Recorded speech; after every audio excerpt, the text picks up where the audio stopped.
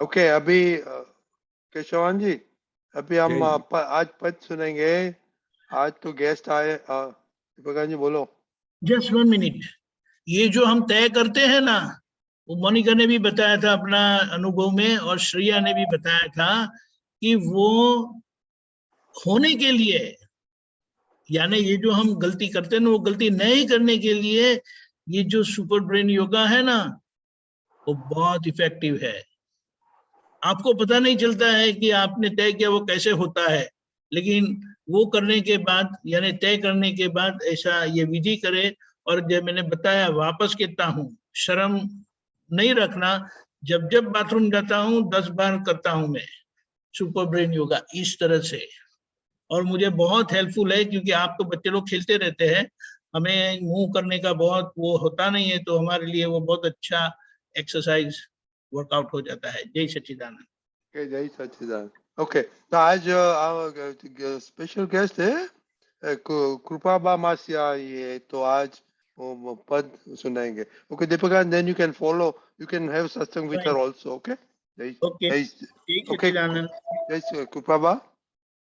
जय सच्चिदानंद। दादा निरख्या केळे દુનિયામાં બીજું કાંઈ જોવા જેવું નહીં. દાદાને સુણ્યા કેળે દુનિયામાં બીજું કાંઈ સુણવા જેવું નહીં. બધા જ ગાવ. આ શબ્દો દાદા ભગવાન પોતે બોલાવતા. દાદા ભગવાન હતા ને ત્યારે દાદા ગવડાવતા, અને બધાને દાદા એમ કે બધા જ ગાવ, બધા બોલો એમ. બધા જ ગાવ.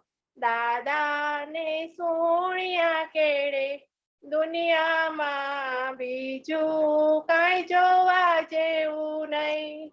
દાદાને નિરખ્યા કેળે દુનિયામાં બીજું કાંઈ જોવા જેવું નહીં. જય સચ્ચિદાનંદ. જય સચ્ચિદાનંદ.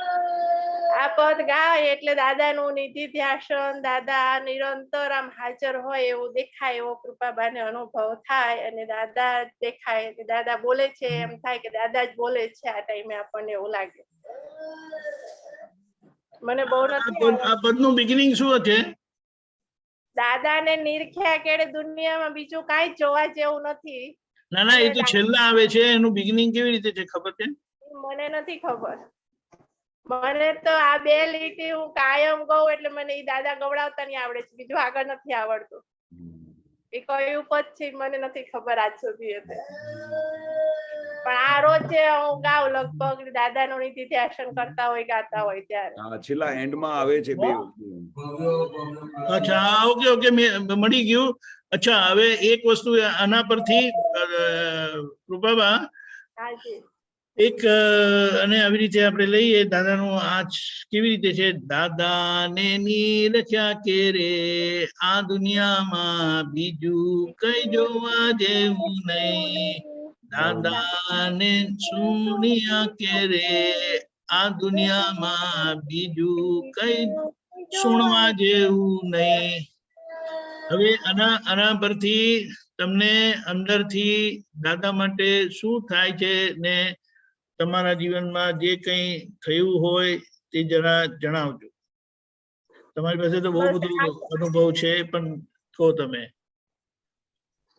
બીજું તો કઈ ખબર. આ સાંભળી દુનિયામાં બીજી કોઈ ઈચ્છા ન થાય કે આપણને ફરવા જવું, કે આમ કે ઓલું વ્યવહારમાં બધે જવું, ફરવા જવું, કઈ બસ એમ થાય કે બધું આપણે દાદાને જોયા એટલે આપણને બધું એમ આવી ગયું એમાં. અને સાંભળવાનું તે દાદાની વાતો, દાદાનો વાણી, વિડીયો દાદાના જોઈએ, સાંભળીએ. અમારા ઘરમાં બીજો કોઈ લગભગ યુઝ નથી. ટીવીમાં દાદાના વિડીયો અમે જોતા હોય લગભગ કલાક સાંજે બધાય, કે એવી રીતનું. ને વાંચન હોય, બીજું બધું એમ થાય કે બીજા બધામાં ઇન્ટરેસ્ટ જ ખબર નહીં, નેચરલ ઓછો થઈ જાય છે આપણને. બરાબર છે. એક મિનિટ. અને આ પણ થાય ને એટલે હાથ ઊંચા કરીને બોલતા એમ બધા જ મામા ગાવે એમ. એટલે આમ ઈ વાતાવરણ ઈ વખત આપણને આમ નિધિ ધ્યાન ગમે. લગભગ અમે દિવસની વાર આમ ગાતા હોય એવી રીતના, જેથી આપણને એમનું નિધિધ્યાસન દાદાનું રે કામ કરતા કાજ કરતા પણ આ પદ છે ભવ્યો યા અભવ્યો પ્રત્યે કરુણા સાગર ઉછળે સંભાવતી નિરપેક્ષ મૂળમિતવા. એક મિનિટ આ છે પદ. આ પદ છે ભવ્યો યા અભવ્યો પ્રત્યે આ કરુણા સાગર ઉછળે સંભાવથી નિરપેક્ષ મૂળમિતવા. અને એની છેલ્લી બે લાઈન આ છે. અને જેમ કૃપાબાઈ કીધું કે દાદા ને સુણ્યા કેડે આ દુનિયામાં બીજું કઈ જોવા જેવું નહીં. નથી રહેતી આપણને દુનિયામાં બીજી, બસ. બરાબર. ઓકે. જય સચ્ચિદાનંદ. જય સચ્ચિદાનંદ. કેશવાનંદજી, તમે ખૂબ રહ્યા છો દાદા પાસે, તો તમે પહેલા થોડું કહો, પછી હું ત્યાં સુધી બીજાને કહી દઉં છું. હા, આજે કવિરાજના મુખ્યથી આ છેલ્લા બે વાક્ય નીકળ્યા છે, जो उनके दो लास्ट हिंदी में, हाँ करेक्ट, जो लास्ट दो सेंटेंस लिखी है कविराज ने, वो हकीकत थी. तो हम जब बचपन में दादाजी के सामने ऐसा बैठते थे तो हम उनको देखा ही करते थे. दादा किस तरह से बैठते थे, किस तरह से बात करते थे, तो उनको देखने से ही हमको मुक्ति महसूस होती थी. उनको देखने से ऐसा लगता था कि ऐसे भगवान होते हैं, ऐसे भगवान के दर्शन होते, उनको देखने से ही हमको तृप्ति हो जाती थी.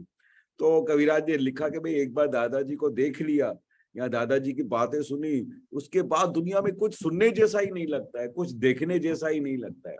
इसलिए दादा ने क्या बोला, ये दुनिया की बहुत बड़ी अजायबी हुई है. दादा भगवान जो प्रकट हुए हैं वो दुनिया की सबसे बड़ी अजायबी हुई है, जिनको देखने के बाद कहाँ भी चित्त बाहर नहीं जाता था. आंखें दूसरी कुछ चीज देखने के लिए तरसती नहीं थी. बस हर पल ऐसा ही होता था कि हम दादा को देखते रहे. हम घर में थोड़ी देर के लिए जाते थे तो हमको चैन नहीं पड़ता था.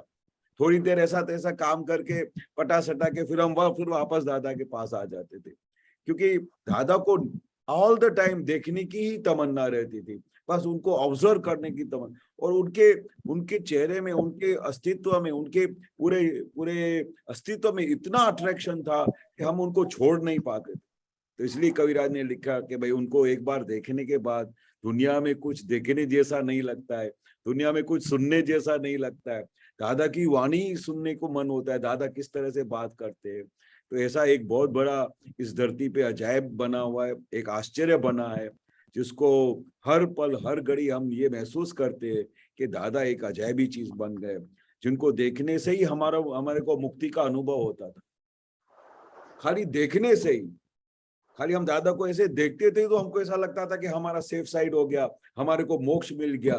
आगे के तो हम सोचते भी नहीं थे, आगे जो होगा देखा जाएगा, पर हमको तो ऐसा लगता था कि दादा का मोक्ष मिल गया.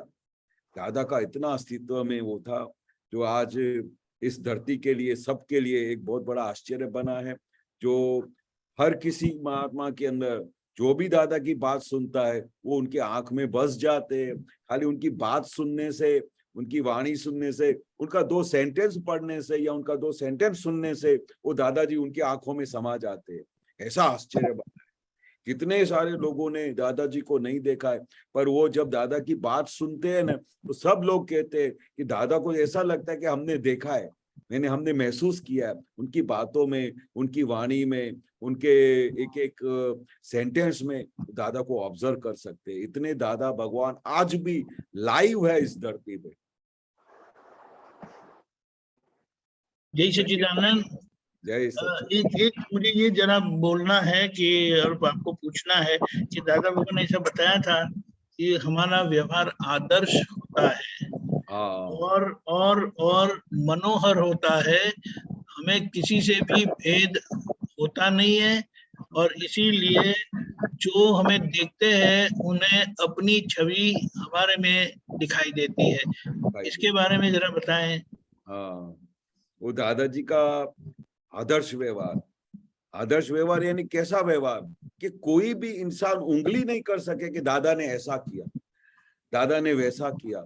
कोई भी वहां पर दादाजी के सामने आए तो उनके साथ एक जैसा व्यवहार, अभेद, भले कोई एक करोड़पति आवे कि गरीब में गरीब आदमी दादा के पास आए, पर कभी भी उसको उनके दादा के आदर्श व्यवहार से किसी को महसूस नहीं होता था कि मेरे में और उसमें कुछ डिफरेंस किया दादा ने।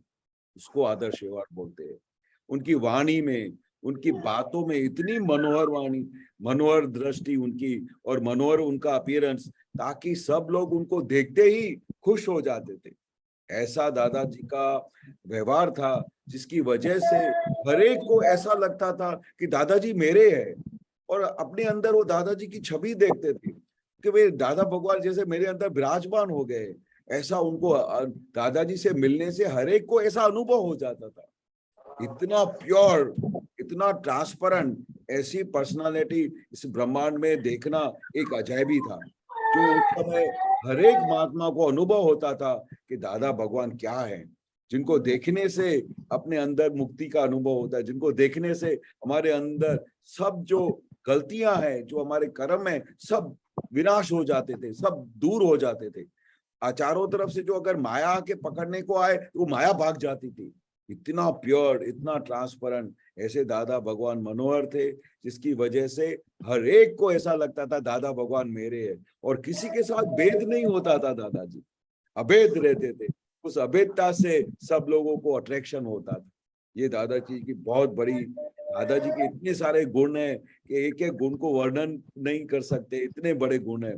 तो वो उनको देखने से और उनको अनुभव करने से, उनको ऑब्जर्व करने से वो गुण हमारे अंदर प्रकट हो जाते हैं। इसलिए दादा बोलते थे कि जितना आप दादाजी का गुणगान करेंगे, जितना दादाजी को आप अंडरस्टैंड करेंगे, एक्सप्लेन करोगे, दादाजी की मनोहर बातों को सुनोगे, ऐसे ही दादा भगवान ऐसे आपके अंदर प्रकट होते जाएंगे। मनोहर यानी मन का समाधान करे। हाँ, और जैसे दादा भगवान ने बताया है कि अक्रम विज्ञान का जो फाउंडेशन है वो खुद उनके जीवन मिसाल है, अभेद दृष्टि और लघुतम भाव। अभेद दृष्टि लघुतम भाव, तो जीवन सब मिसाल, जीवन मिसाल है। बहुत अच्छे, बहुत अच्छे।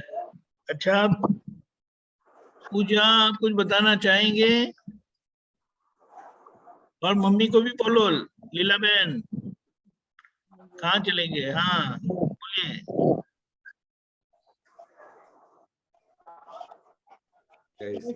तो दादाजी की ज्ञान तो पहले मिल गया तो, पर सत्संग तो अभी 2-3 साल से ही मिल रही है। तो जब से सत्संग सुन रहे हैं तो पता चल रहा है दादाजी कैसे थे। तो अहो अहो ही होता है उनके बारे में, कैसे दादा मिले हमको।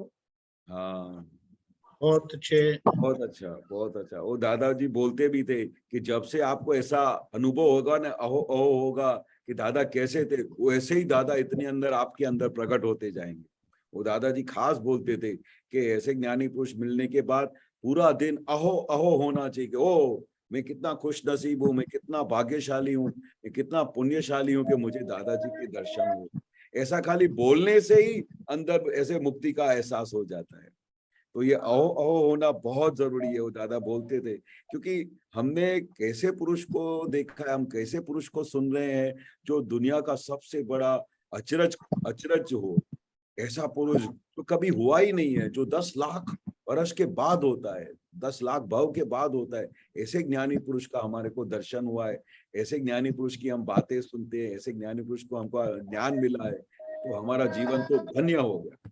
ऐसा हमको हर घड़ी हर पल ऐसा महसूस होना चाहिए, और जितना आप ज्यादा महसूस करोगे उतना दादा आपके अंदर ज्यादा प्रकट होंगे। बरोबर है? जय सच्चिदानंद। हमारे यहाँ एक महात्मा है बड़ौदा के, वो दादा के बड़े आशिक थे, अभी भी है, लेकिन वो जब बताते हैं तो उन्होंने एक ऐसा लिखा भी है, हर पल दादा। अभी डॉक्टर ललिता कृष्णन जो अमेरिका में दादा भगवान को मिले थे, टेनेसी में, वो अपना अनुभव बताते हैं। बताइए ललिता बहन। डॉक्टर। जय सच्चिदानंद। जय सच्चिदानंद। जय सच्चिदानंद। I want to share Dr. Radhe's experience when we first met Dada in 1982. Dr. Radhe was already on a spiritual track, you know. Lalita was just riding on his coattails, had no clue about Adhyatmik anything. And when Taruben and Vasantha invited, she said, Atma Jnani aaya hai, aap Milo. So we went, and Dr. Radhe, when he first saw him, he said, what I've been looking for in all my janmas, I see whom I've been looking for in all my janmas, I see in your eyes, Dada. And he did Sashtang Namaskar. Dada was very happy with that, you know. I mean, not knowing the language, always needed interpreter to explain what Dada said. Dada said, you know, you need a jeweler to value a diamond. Correct. And that quality Radhe had. That's what I wanted to share. Very good, very good. This is Wonderful. something great, because without any word from Dada, he could recognize Dada and just to prostrate straight Sastang Namaskar is unbelievable. Very good. Yes, that was his development, you know. I benefited as a beneficiary. Correct. But now what do you feel? Now, yes, Dada that's is what. my life.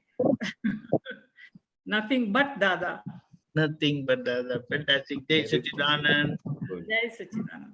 Gita Ben, Maninagar, बोलिए. सच्चिदानंद केशवानंद जी, दीपकानंद जी, रजनी जय uncle. सच्चिदानंद. हिंदी में बोलना पड़ेगा कि गुजराती चलेगा? आप गुजराती बोल दो, कोई दिक्कत नहीं है. हाँ, मेरा प्रश्न तो मतलब कि એવી રીતનો છે કે માયા પર प्रश्न होल्ड करिए 1 मिनट. हाँ, हमें लगा कि आपको इसके बारे में बताना है. किसी को बताना है तो प्लीज कम फॉरवर्ड. 2 मिनट. हाँ, गीता में दादा को देखने के बाद और कुछ देखने जैसा लगता नहीं है, कुछ देखते नहीं है. इसके बारे में अगर किसी को बताना है तो प्लीज महात्मा आइए.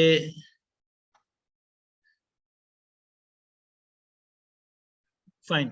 ओके. तरुबा, आप हो? तरुबा. यस. जय सच्चिदानंद. आप बताइए.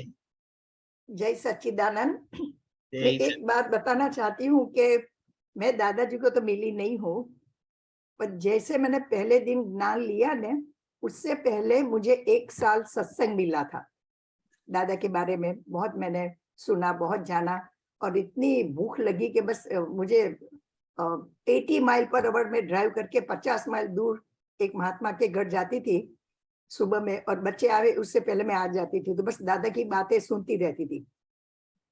जब से मैंने दादाजी का ज्ञान लिया, तब से मुझे ऐसा लगता ही नहीं है आज दिन तक कि मैं दादा को नहीं मिली हूँ.